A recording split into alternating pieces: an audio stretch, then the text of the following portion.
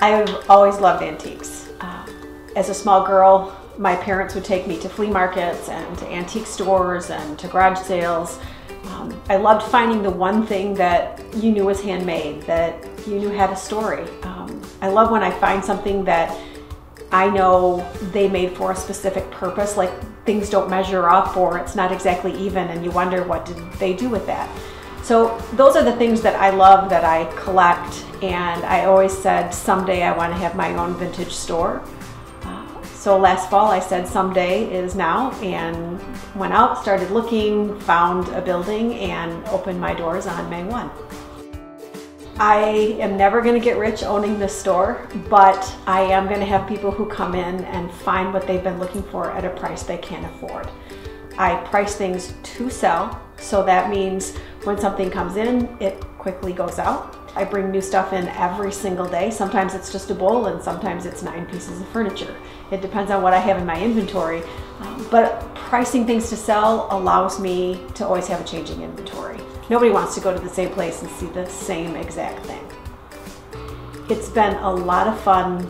That's a lot of hard work. But having said that, I have found numerous people who tell me they love to shop local. I also have people who love antiques who come in and we talk about things and look at this and the handmade item. I have young couples who come in and are buying a dresser for a changing table and they can afford things that are here.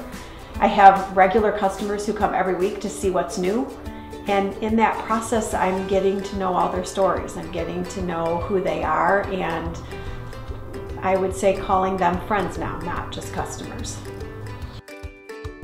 One of the things that I carry is McCoy pottery. It's the only kind of pottery I buy, it's the only kind of pottery I sell at the store, and I've always loved it. I actually love McCoy pottery so much that I named my dog after it. Another great thing about having your own place is you can bring your dog to work. He is my bud. He comes to the store every day with me. He loves the customers. When the bell rings, he runs to the door. He wants to see who's here.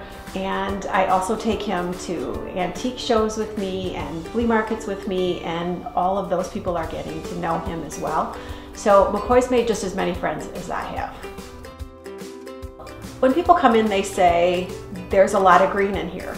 And I say, because you're in vintage green. I mean, green is my favorite color. It's been my favorite color, my mother says, since I was 4. So my eye is drawn to green. It's the color that just stands out to me.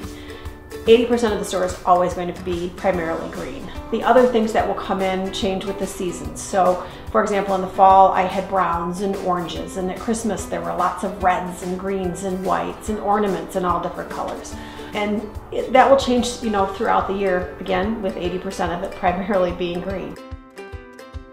McCoy and I are here every day. We look forward to meeting you. We look forward to you coming in. We look forward to selling you a treasure that you can bring home to your house. Everything in the store is priced to sell. I love having people come in and purchase a dresser or a plate or a chair that they can bring it home and love it and use it, and it's okay if a Matchbox car gets ran on it or somebody actually puts a teacup on it, because that becomes part of its story.